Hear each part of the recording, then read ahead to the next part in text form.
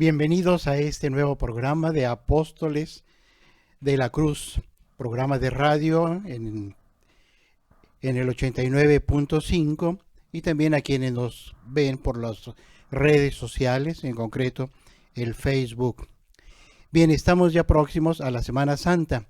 Mi nombre es Carlos Javier Castro Tello, misionero del Espíritu Santo. Por eso, el tema que queremos tratar como una preparación para vivir estos días santos es precisamente el tema de la Cena del Señor, la del Jueves Santo, la Pasión de Cristo el viernes y también su resurrección. Nos estamos preparando pues a esta celebración, a la fiesta central de nosotros, de todos los cristianos, los que creemos en Jesús. Bien, la Pascua es que vamos a celebrar es el acontecimiento central del paso de Cristo al Padre, paso de Cristo de la muerte al Padre, al cielo. De hecho, la palabra Pascua significa precisamente eso. Pascua es un paso de Jesús. Es un acontecimiento en el que se distinguen tres momentos: la cena pascual de Jesús con la institución de la Eucaristía, su muerte, su pasión y muerte, y la resurrección. Son tres momentos que no se pueden separar. Es un solo evento que en nuestra celebración los separamos para entenderlos mejor, que de alguna manera también corresponden a lo que Jesús vivió. Iniciamos con lo sucedido en la cena pascual. El evangelista San Lucas presenta expresamente la cena pascual como el momento en el que se instituye la Eucaristía. Es una comida pascual. Esta comida se celebraba todos los años desde antes de Jesucristo. Era la comida del Cordero Pascual, que le recordaba al pueblo de Israel su salida del país de Egipto, del país de la esclavitud. Habían comido antes un cordero la noche anterior, o sea, antes de la salida, y año tras año recordaban ese acontecimiento de su liberación comiendo el Cordero Pascual. Era un rito muy especial. Era el centro propiamente de la fe del pueblo judío. San Lucas nos dice esto: cuando llegó la hora, se puso a la mesa con sus discípulos y les dijo: con ansia he deseado comer esta Pascua con ustedes. Es interesante, con ansia. Jesús tenía el ansia ya de celebrar esa cena por todo lo que significaba. Era lo que venía a darle sentido a lo que iba a suceder en los días siguientes, en el viernes y el sábado. Les dice: con ansia he deseado comer esta Pascua antes de padecer. Tiene muy claro Jesús precisamente hacia dónde va. Va hacia la cruz. Porque les digo que ya no la voy a comer más en adelante. Dice: hasta que venga el reino de los cielos. Dice: y tomó una copa.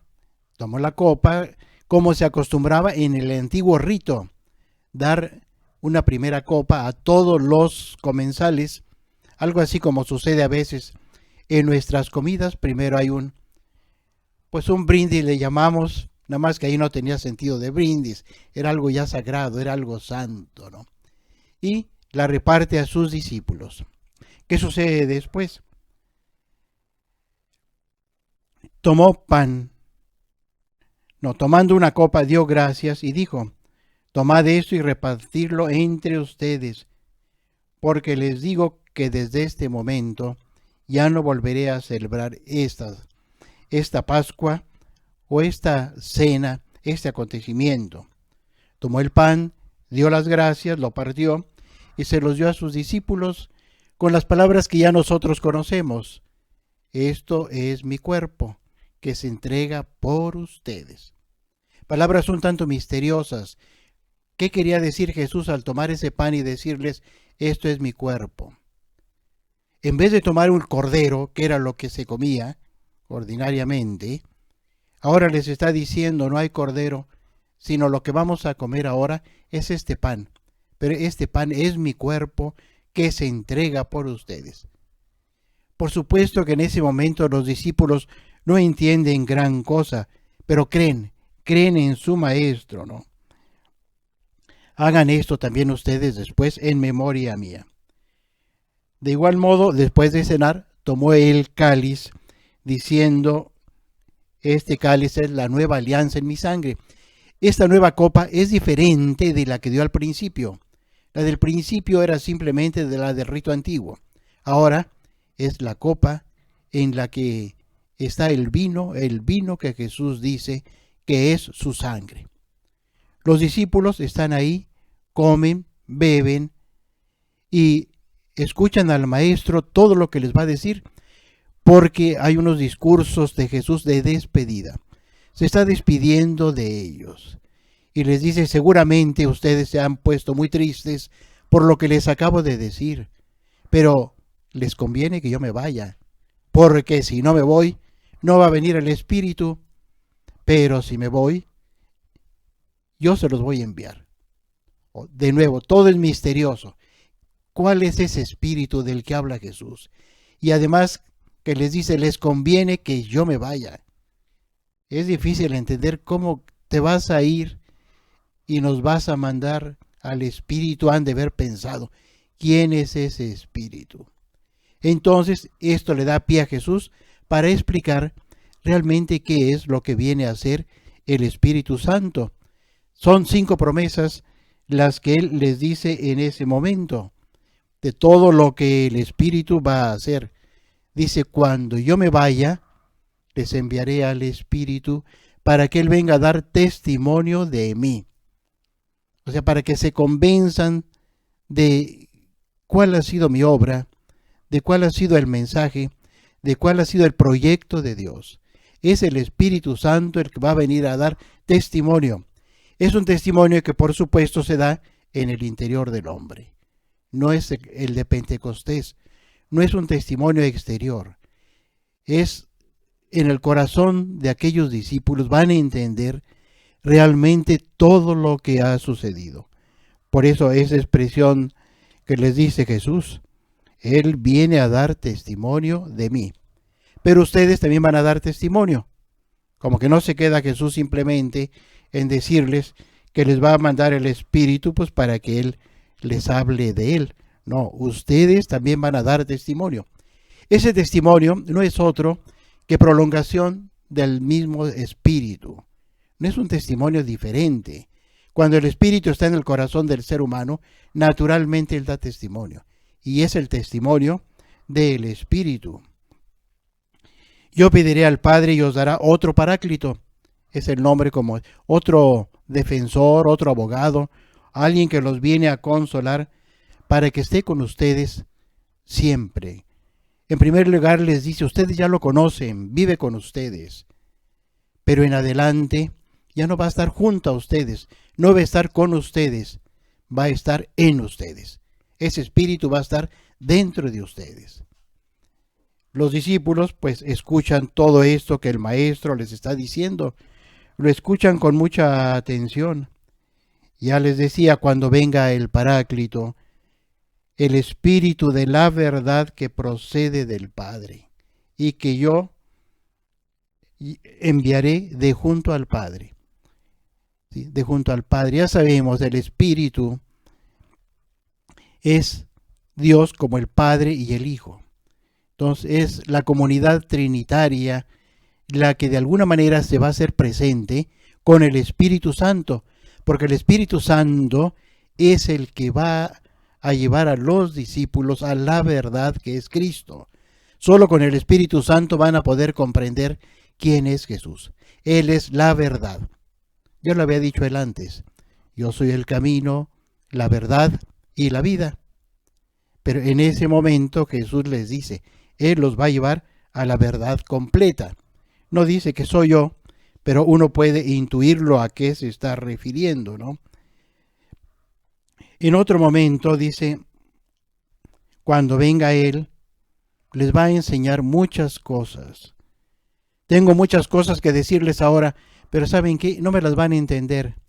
No tiene caso el que se las explique. Claro, no son las palabras de Jesús. Directamente dice: Mucho podría decirles aún, pero ahora no pueden con ello. Cuando venga Él, el Espíritu de la verdad, los guiará hasta la verdad completa, pues no hablará de su cuenta, sino que transmitirá, con otras palabras lo dice, lo que yo mismo les he enseñado. Él viene a ayudarles a profundizar realmente lo que ha sido este proyecto de Dios. Podrían decir después, es el misterio de la encarnación del Hijo de Dios que vino a darnos la vida para que nosotros, el ser humano, realmente sea un hijo de Dios. Y continúa las promesas del Espíritu Santo. Un poco tratando de sintetizar, podemos decirlo de esta manera.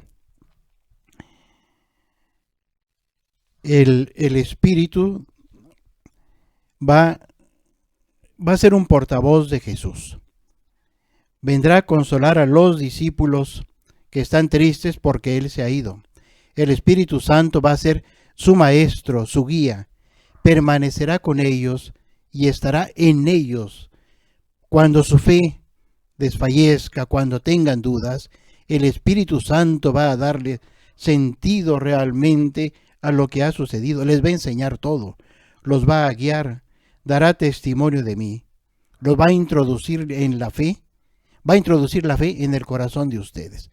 Son otro modo de expresar lo que Jesús les dice ahí. Realmente son unas promesas extraordinarias las que Jesús está haciendo. El Espíritu va a venir.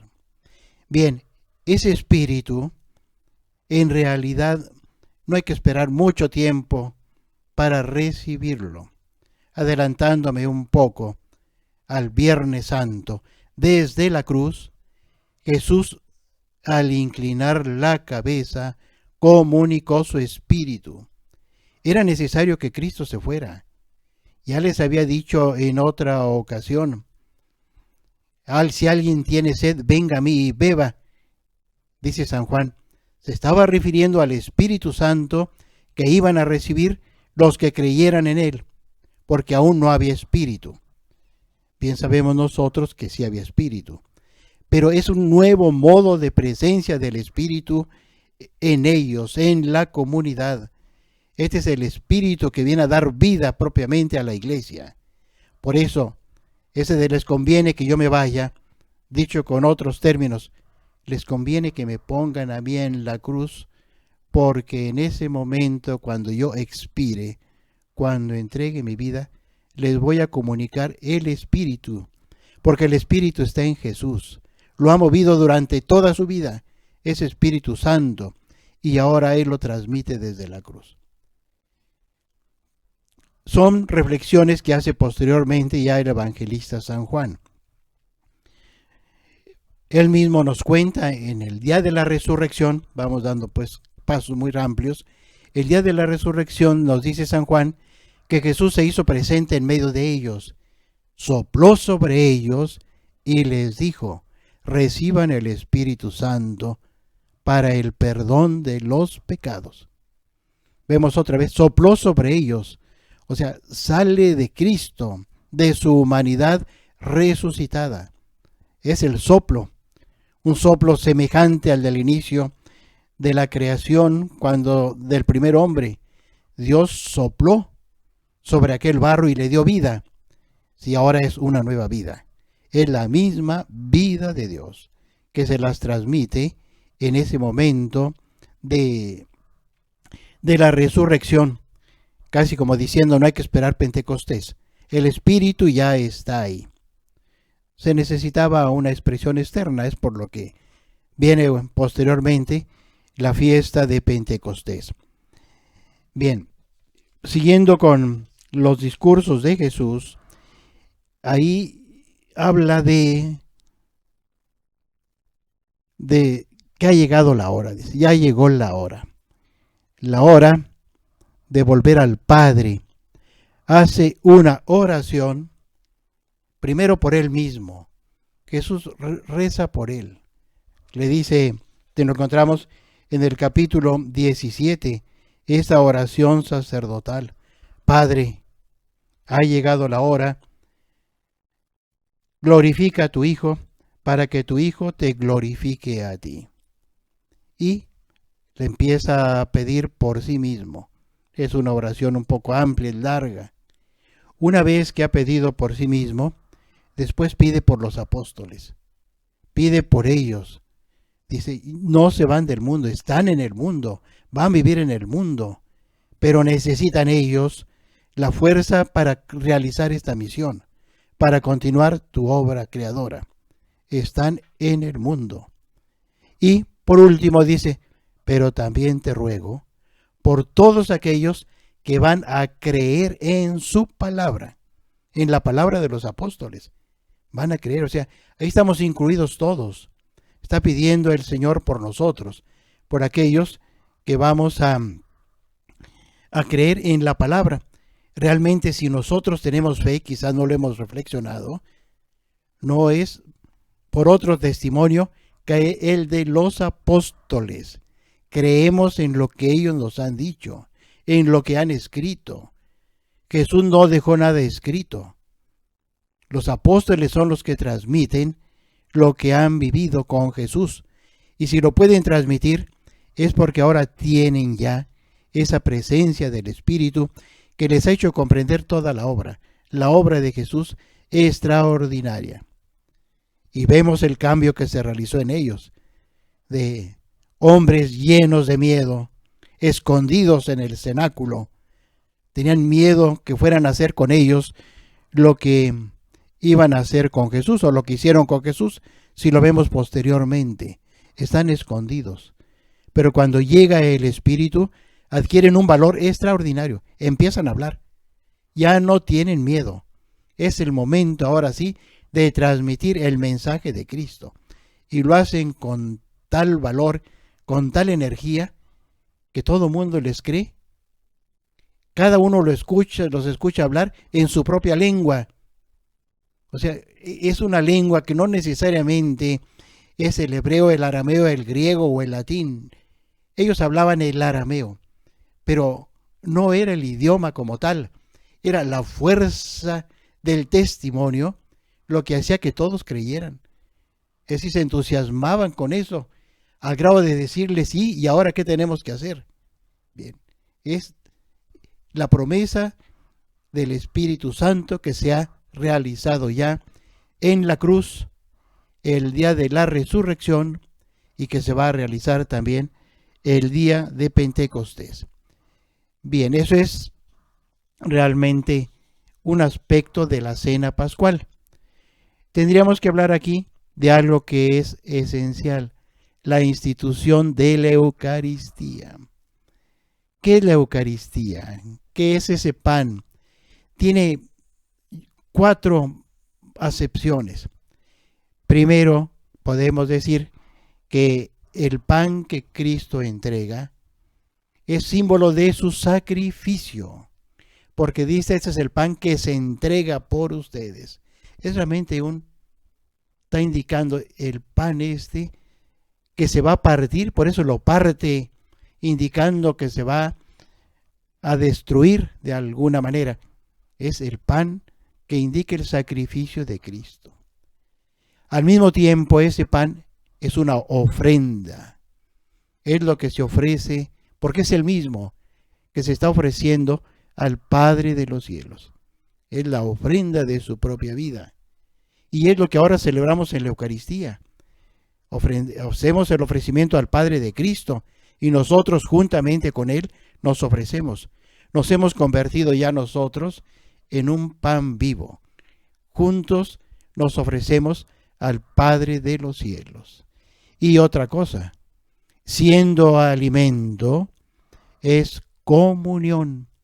Nos hace hemos participado todos del mismo pan.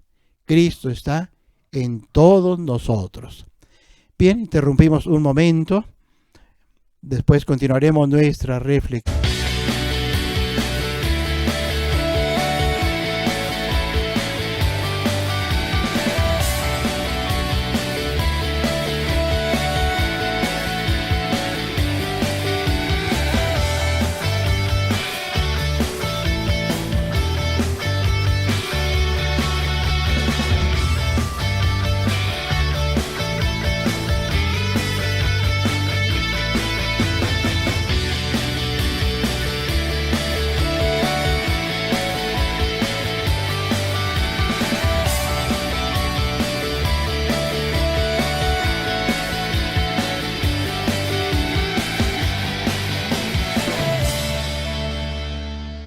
Vamos con nuestra reflexión. Antes de seguir adelante, a todas las personas que nos están escuchando, están viendo y que manden algún mensaje, participan en una rifa de uno de estos libros que tal vez ya lo conozcan de alguna manera, pero si no, lo van a conocer. Es sobre Concepción Cabrera de Armida.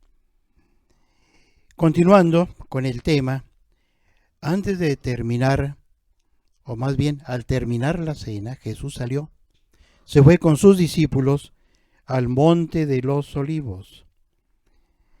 Era un momento también decisivo dentro de este combate de Jesús. Él se retira a orar, se lleva a sus discípulos a un lugar aparte. Ahí él ruega al Padre de los cielos diciéndole: Padre, aparta de mí este cáliz. Jesús sufre, evidentemente, aparta de mí este cáliz, pero no se haga lo que yo quiero, sino lo que tú quieres. Esa es la oración de Jesús en el huerto de los olivos. Es la hora del combate decisivo. Salió y, como era su costumbre, fue al monte de los olivos. Los discípulos lo siguieron. Llegado al lugar les dijo: pidan y se les dará, para que no caigan en la tentación. Expresamente dice el texto: pedid para que no caigáis en la tentación. Yo creo que Jesús puede estarse refiriendo a la tentación que el mismo demonio le había puesto allá en aquella montaña después del desierto, donde le decía: si eres el Hijo de Dios, échate de aquí abajo. Abajo, tus ángeles te van a recibir, si eres el Hijo de Dios. Ahora, de alguna manera, nos había dicho San Lucas que el diablo se retiró de Jesús ahí en el desierto hasta el tiempo oportuno. Este es el tiempo, el que está reservado otra vez para que Jesús sienta la tentación de decirle: Padre, no quiero esto, pero hágase como tú quieres. Y de ahí que le recomienda, hay que hacer oración para no caer en la tentación. Lo va a decir otra vez más adelante. Se apartó de ellos como un tiro de piedra, y puesto de rodillas oraba diciendo: Padre, si quieres, aparta de mí este cáliz, pero que no se haga mi voluntad sino la tuya. Entonces se le apareció un ángel venido del cielo que lo confortaba, y sumido en angustia, insistía más en su oración. Su sudor se hizo como gotas espesas de sangre que caían en tierra. Levantándose de la oración, vino donde los discípulos y los encontró dormidos por la fatiga y por la tristeza. Les dijo: ¿cómo? ¿Están dormidos? Velen para no caer en la tentación. Ahí se anuncia ya lo que leemos en otro texto, ya no de los evangelios, sino en la carta a los hebreos, donde el autor nos dice cómo Cristo lloró, gritó, suplicó al Padre que podía salvarlo. O sea, está en una angustia extrema. Lo leemos en Hebreos 5. Es decir, esa angustia de Jesús está reflejada en esta oración que él dirige al Padre. Pero como bien dice, no se haga lo que yo quiero, sino lo que tú quieres. Jesús va a realizar lo que se le ha encomendado, la tarea.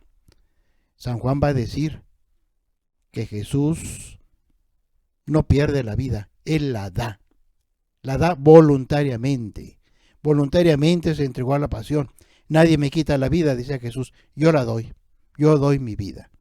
O sea, es bien consciente de lo que significa la entrega de su vida. Va al Calvario. Ya una vez ahí, sin entrar en los detalles de ese camino de cruz que lo lleva al Calvario, de todo lo que pasó antes, de la flagelación, de cómo fue condenado a muerte por Pilato. Primero estuvo en un tribunal judío de los representantes religiosos de la comunidad pero después también los representantes del pueblo romano, que eran los que se encontraban al frente de aquel país. Jesús fue condenado a muerte. En su camino, pues llegó precisamente fuera de la ciudad, donde lo van a crucificar.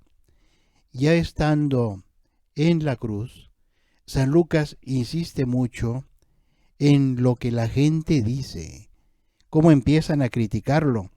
Habla de todo mundo.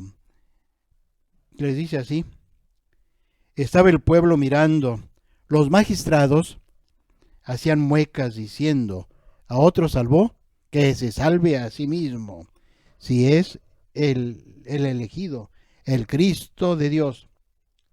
También los soldados se burlaban de él y acercándose le ofrecían vinagre y le decían: si tú eres el rey de los judíos, sálvate. Había encima de él una inscripción: este es el rey de los judíos. Fue esta inscripción que mandó a hacer Pilato y la puso encima de la cruz, la que conocemos, INRI, que le llamamos Jesús de Nazaret, rey de los judíos, que después los judíos van a reclamarle a Pilato: quita ese letrero. No. Y dice Pilato: lo escrito, escrito está. No hay otro. Pero no solo son los magistrados y los soldados y la gente que hace muecas. También con Jesús están dos ladrones crucificados. Y uno de ellos también le reclama fuertemente a Cristo. Le dice uno de los malhechores colgados le decía: ¿no eres tú el Cristo? Pues sálvate a ti mismo y a nosotros. Pero el otro ladrón le decía a su compañero: ¿es que no temes a Dios?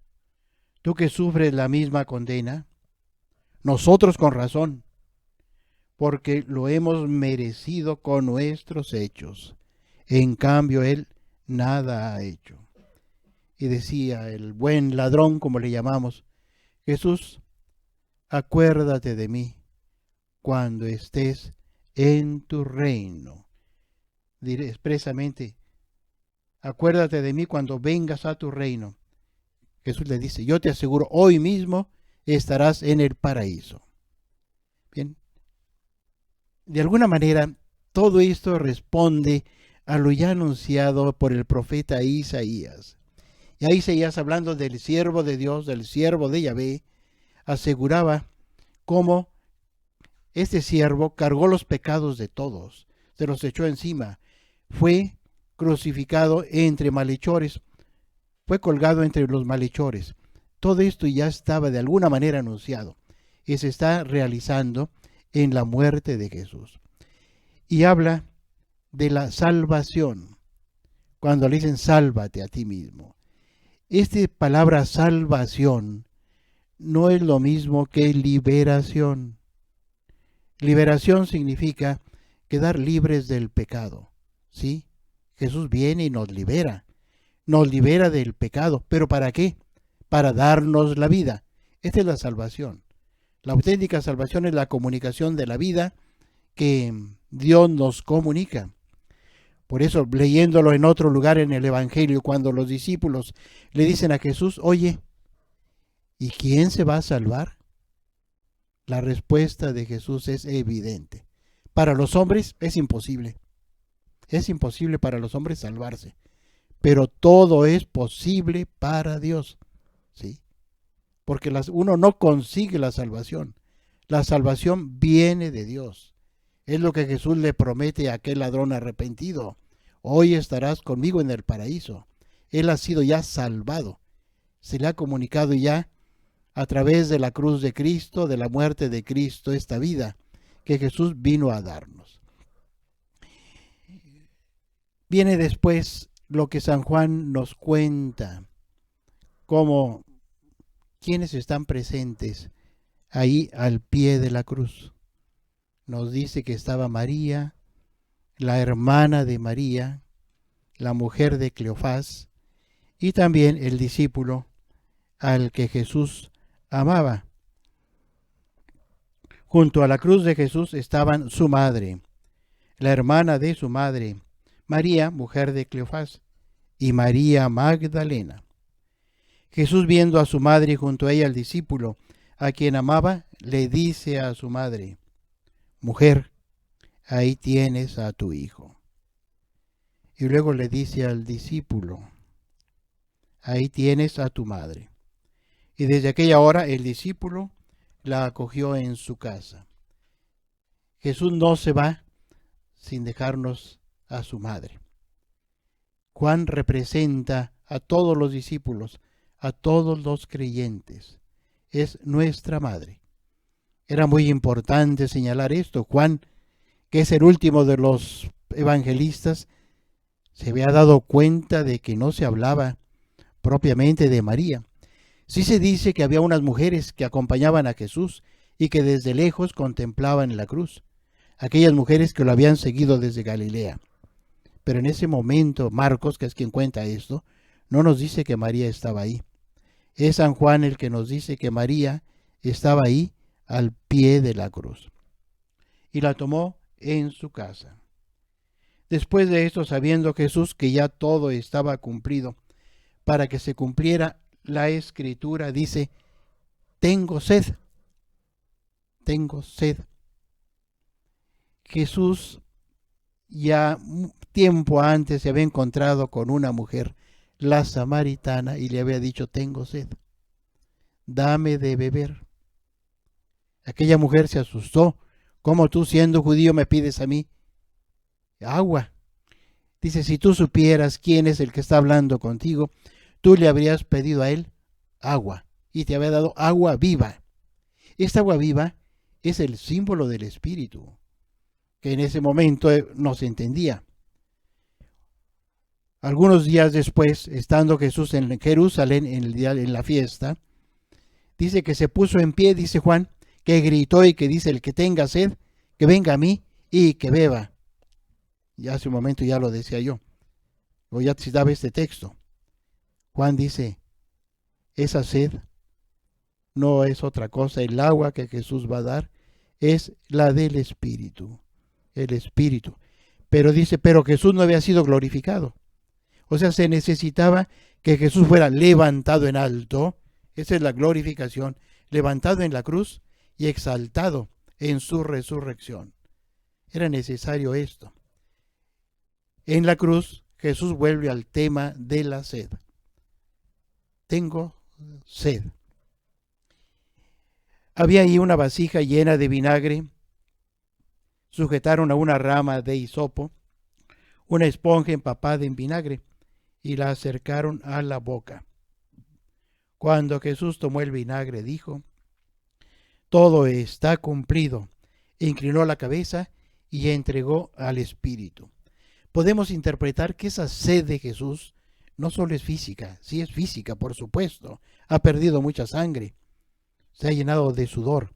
Es una sed física, pero también expresa un anhelo, un deseo muy grande. Es la sed de dar al Espíritu. Su vida vino a eso, a entregarnos al Espíritu. Se ve que ese es el objetivo del Evangelio de San Juan. Todo está encaminado porque ya al Espíritu, ya desde el primer encuentro que hizo con Nicodemo, le dijo: es necesario nacer del agua y del Espíritu. Así hace una relación entre el agua y el Espíritu para poder entrar en el reino de Dios. Jesús desde la cruz nos da ese Espíritu Santo. Y como para que no haya duda, continúa el evangelista: como era el día de la preparación, para que no quedasen los cuerpos en la cruz el sábado, porque aquel sábado era muy solemne. Aquí nos damos cuenta de que no coincide la fecha con lo que nos dicen los sinópticos. Para Jesús la fiesta fue el jueves, fue la cena pascual. Para los judíos todavía no era la cena, era el viernes en la noche. El día para los judíos empieza en la tarde. Entonces, por eso dicen: hay que bajarlo de la cruz, porque es día de fiesta, en la tarde es el día de la fiesta, no pueden quedarse ahí estos que ya han muerto, ¿no? Por eso los judíos le rogaron a Pilato, pues que le quebraran las piernas para que de esta manera ya murieran.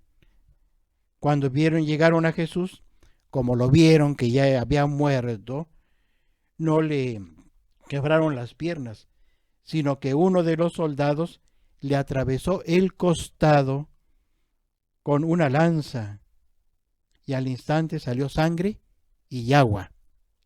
O sea, el agua brota del costado de Cristo. Son muchas los señales que nos están dando del Espíritu, simbolizado aquí con el agua. Y dice, lo atestigua el que lo vio, o sea, Juan que está ahí, que está presente. Y su testimonio es válido, lo dicen sus discípulos de Juan. Es válido lo que Juan nos contó. Y sabe que dice la verdad para que también ustedes crean. Y todo esto sucedió para que se cumpliera la Escritura. No se le quebrará hueso alguno. Esto hace otra vez referencia a la cena de los judíos, que comían un corderito, pero no había que romper ninguno de sus huesos. Había que comerse la carne sin quebrantar hueso alguno. Y como dice la Escritura, mirarán al que traspasaron. Sí, Jesús ha sido traspasado con la lanza.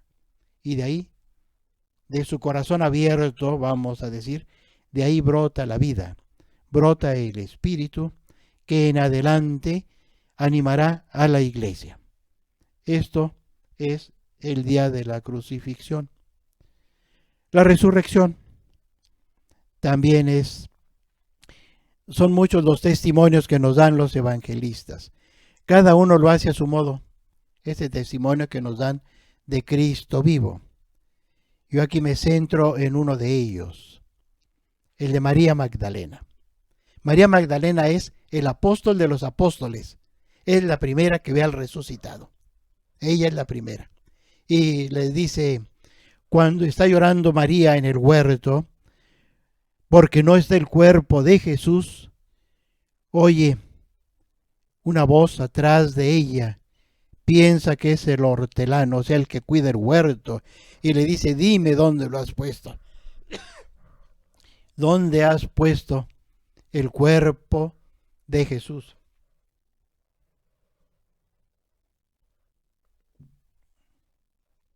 Mujer, ¿por qué lloras? Le dice Jesús. Porque se han llevado a mi Señor y no sé dónde lo han puesto.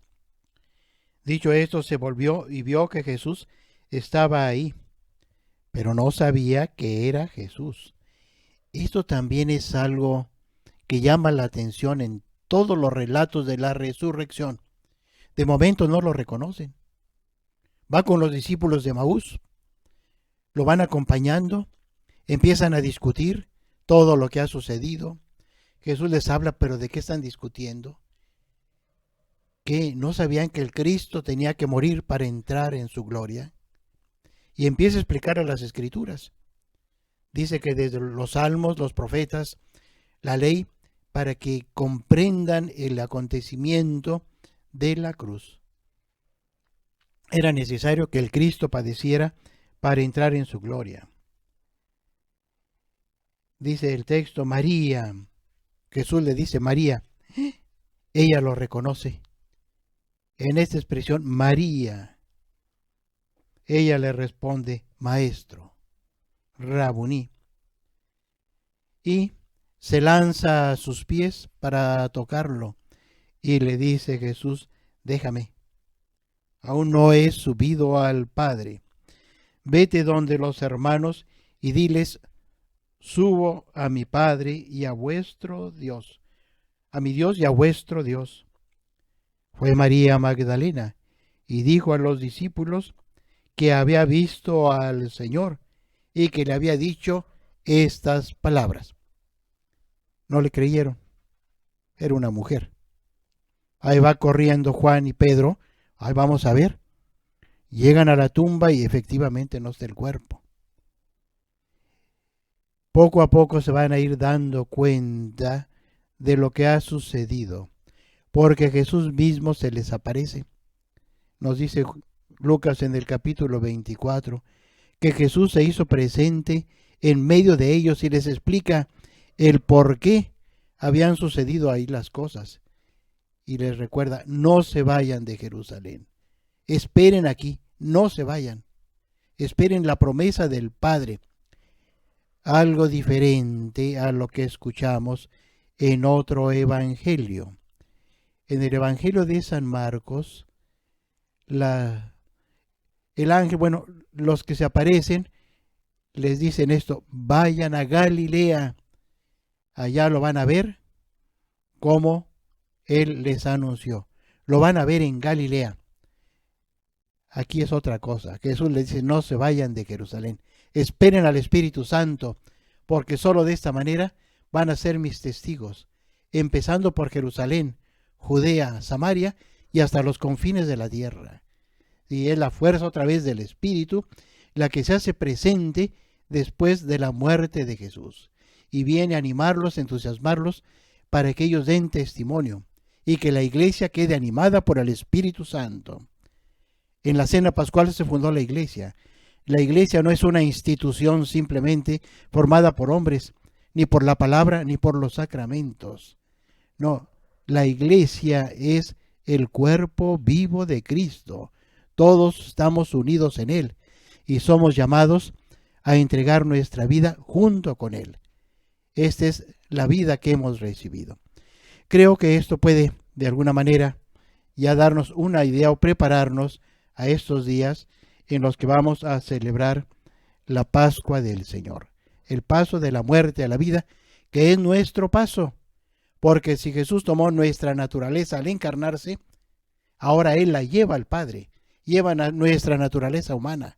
Ya la naturaleza humana, digamos así, el hombre Jesús ya está en el cielo. Él es el adelanto de nuestra propia resurrección. Bien, pues con esto podemos nosotros concluir estas reflexiones. Les recuerdo pues lo de la rifa del libro, hagan sus comentarios y también pues esto nos ayuda a saber los mismos temas que les gustaría que tratáramos. Es importante qué desean saber para de esta manera pues transmitírselos. Es necesario conocer nuestra fe, vivirla, entusiasmarlos por ella y de esta manera decir: Jesús, Salvador de los hombres, sálvalo, sálvalo. Con María todo, sin ella nada. Ánimo firme, viva la cruz.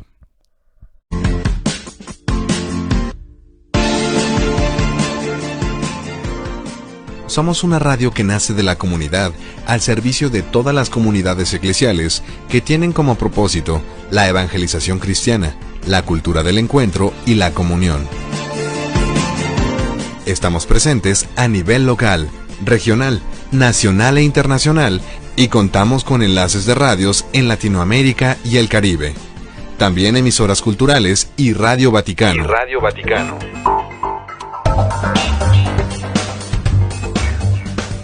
Somos un equipo formado por profesionales y amateurs de la comunicación, pero todos con la firme convicción que hemos de trabajar decididamente por los derechos fundamentales, así como por la democratización de los medios conforme a la cultura de la legalidad y el derecho.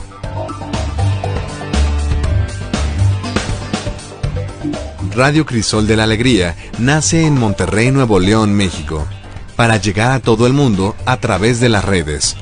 Nuestra infraestructura sigue creciendo a gran velocidad en todo el país. Estamos desarrollando la comunicación de vanguardia. Nuestra producción es la gente y para la gente. Y nuestros audios y podcasts son compartidos de manera permanente por inbox a nivel internacional.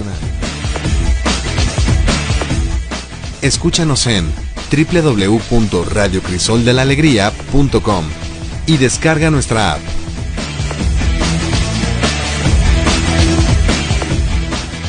Radio Crisol de la Alegría. Te esperamos.